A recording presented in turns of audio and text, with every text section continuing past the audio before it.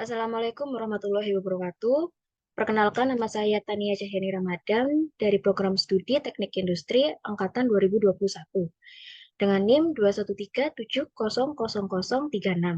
Di sini saya akan mempresentasikan mengenai perencanaan organisasi dan sumber daya manusia. Dengan studi kasus yang saya ambil adalah PT Pos Indonesia.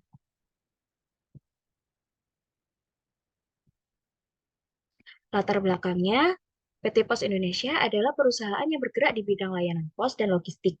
Sebagai perusahaan BUMN, Pos Indonesia memiliki peran penting dalam menyediakan layanan pos dan logistik di seluruh Indonesia.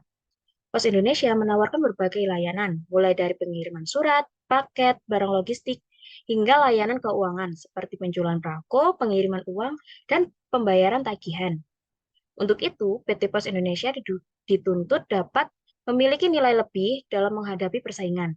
Di sisi lain, fungsi PT Pos Indonesia kini diambil alih oleh pihak lain di luar pos, yang di mana pengiriman surat sudah tidak banyak lagi menggunakan jasa pos.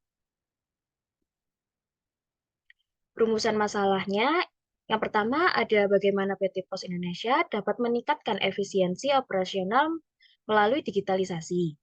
Yang kedua, bagaimana PT Pos Indonesia dapat bersaing dengan perusahaan logistik dan e-commerce swasta yang sudah mengadopsi teknologi digital. Yang ketiga, bagaimana PT Pos Indonesia dapat mengembangkan dan memberdayakan sumber daya manusia untuk mendukung transformasi digital. Tujuannya, yang pertama adalah mengetahui bahwa PT Pos Indonesia dapat bersaing dengan menggunakan logistik dan e-commerce dengan menawarkan layanan yang sebanding atau lebih baik. Yang kedua, meningkatkan keterampilan dan kompetensi karyawan untuk mendukung transformasi digital. Yang ketiga, mengetahui langkah PT Pos Indonesia dalam layanan logistik di Indonesia dan menawarkan solusi yang cepat, efisien, dan andal. Pembahasan dari studi case ini adalah PT Pos Indonesia memiliki jangkauan yang luas di seluruh Indonesia, termasuk di daerah-daerah terpencil. Ini menjadi poin penting karena Pos Indonesia seringkali menjadi satu-satunya jaringan yang tersedia di daerah-daerah tersebut. Sebagai perusahaan BUMN, PT Pos Indonesia juga memiliki peran sosial dan ekonomi yang penting. Mereka tidak hanya menyediakan layanan pos dan logistik, tetapi juga memberikan kontribusi pada pengembangan ekonomi lokal dan pemberdayaan masyarakat. Dalam pembahasan, dapat dibahas pula tantangan yang dihadapi oleh PT Pos Indonesia, seperti persaingan dengan perusahaan logistik swasta dan perubahan teknologi di dalam industri ini. Strategi yang dilakukan, yang pertama adalah budaya organisasi. Budaya organisasi PT Pos Indonesia di era digital adalah perpaduan dari komitmen terhadap layanan prima, inovasi teknologi, kolaborasi, kecepatan, pembelajaran berkelanjutan, transparansi, penggunaan data, keamanan, penghargaan, dan integritas. Yang kedua adalah rantai pasokan berkelanjutan atau model bisnis sirkular.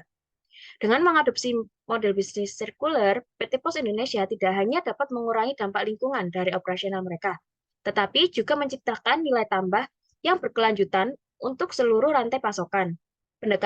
Pendekatan ini membantu perusahaan untuk menjadi lebih efisien, responsif terhadap kebutuhan pelanggan yang semakin sadar lingkungan dan memenuhi regulasi serta standar keberlanjutan yang semakin ketat. Yang ketiga, AR atau VR solution. Penerapan solusi augmented reality atau AR dan virtuality reality atau VR dapat memberikan berbagai manfaat bagi PT Pos Indonesia dalam berbagai aspek operasional dan pengalaman pelanggan. PT Pos Indonesia dapat menggunakan teknologi VR untuk melatih karyawan dan berbagai aspek operasional seperti prosedur penyortiran paket, pemeliharaan peralatan, dan keamanan. Yang keempat, implementasi. Implementasi solusi AR dan VR di PT Pos Indonesia dapat dilakukan melalui serangkaian langkah strategis, seperti mengidentifikasi area-area tertentu di PT Pos Indonesia, di mana solusi AR atau VR dapat memberikan manfaat yang signifikan, seperti pelatihan karyawan, pengalaman pelanggan, atau efisiensi operasional, dan menetapkan tujuan yang jelas untuk implementasi AR atau VR. termasuk pengukuran kinerja yang akan dilakukan untuk mengevaluasi keberhasilan proyek. Kesimpulannya, PT Pos Indonesia dihadapkan pada berbagai tantangan, termasuk persaingan industri, perubahan perilaku konsumen, dan teknologi. Namun, perusahaan juga memiliki peluang untuk terus tumbuh dan berkembang dengan memanfaatkan kemajuan teknologi dan mengidentifikasi peluang pasar yang baru. Sekian presentasi dari saya.